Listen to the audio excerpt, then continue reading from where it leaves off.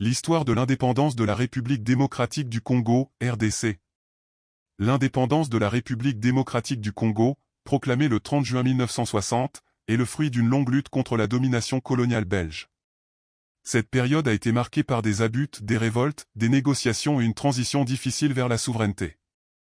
L'histoire de cette indépendance ne se limite pas seulement à un événement, mais à une série de faits qui ont façonné l'avenir du pays. La colonisation belge, 1885 à 1960. L'histoire de la RDC, anciennement le Congo belge, commence avec la colonisation par la Belgique. 1.1 La conférence de Berlin et l'État indépendant du Congo, 1885 à 1908. En 1885, lors de la conférence de Berlin, les puissances européennes divisent l'Afrique et attribuent à Léopold II, roi de Belgique, le contrôle du territoire congolais sous le nom d'État indépendant du Congo, EIC. Léopold II impose un régime d'exploitation brutale basé sur la récolte forcée du caoutchouc et l'extraction des ressources naturelles.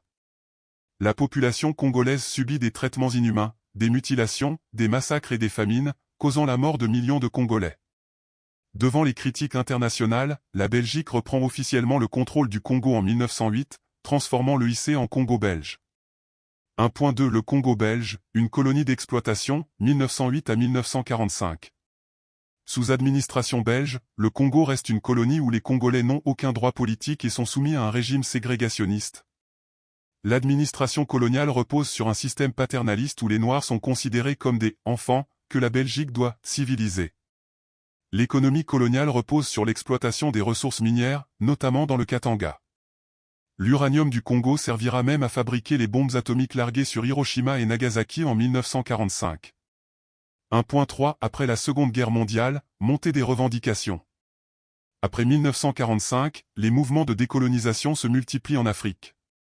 En RDC, les Congolais réclament plus de droits et de représentation politique. Malgré des réformes mineures, la Belgique refuse toute évolution vers l'autonomie.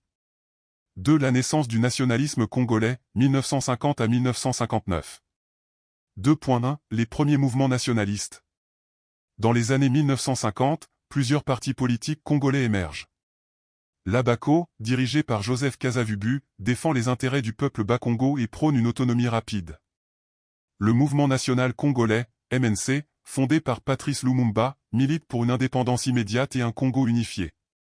Le Parti solidaire africain, PSA, et d'autres groupes régionaux demandent des réformes politiques. 2.2 Les émeutes de 1959, un tournant. Le 4 janvier 1959, l'interdiction d'un rassemblement politique de l'Abako provoque des émeutes à Léopoldville, Kinshasa. La répression coloniale fait plusieurs centaines de morts. Cet événement force la Belgique à revoir sa politique. La table ronde de Bruxelles et l'indépendance, 1960. Face aux tensions, la Belgique organise une conférence en janvier 1960 à Bruxelles, réunissant les leaders congolais. Après des débats houleux, la Belgique accepte d'accorder l'indépendance le 30 juin 1960. 3.1 Les élections de mai 1960. Les élections générales de mai 1960 donnent la victoire au MNC de Patrice Lumumba, qui devient Premier ministre. Joseph Kasavubu est élu président de la République. 4. Le 30 juin 1960, proclamation de l'indépendance. La cérémonie d'indépendance se déroule à Kinshasa en présence du roi Baudouin de Belgique. Dans son discours, le roi insiste sur l'œuvre civilisatrice de la Belgique, provoquant l'indignation des nationalistes congolais. Patrice Lumumba, dans un discours historique, dénonce les souffrances du peuple congolais sous la colonisation et affirme la dignité retrouvée du Congo. Les crises post-indépendance, 1960 à 1965. 5.1 Sécession du Katanga et crise politique. Quelques jours après l'indépendance, la province du Katanga, riche en ressources minières, fait sécession sous la direction de Moïse Tshombe, soutenu par la Belgique et des compagnies minières. Le pays sombre dans le chaos avec des mutineries militaires et des tensions entre Lumumba et Kasavubu. 5.2 L'assassinat de Patrice Lumumba, 1961.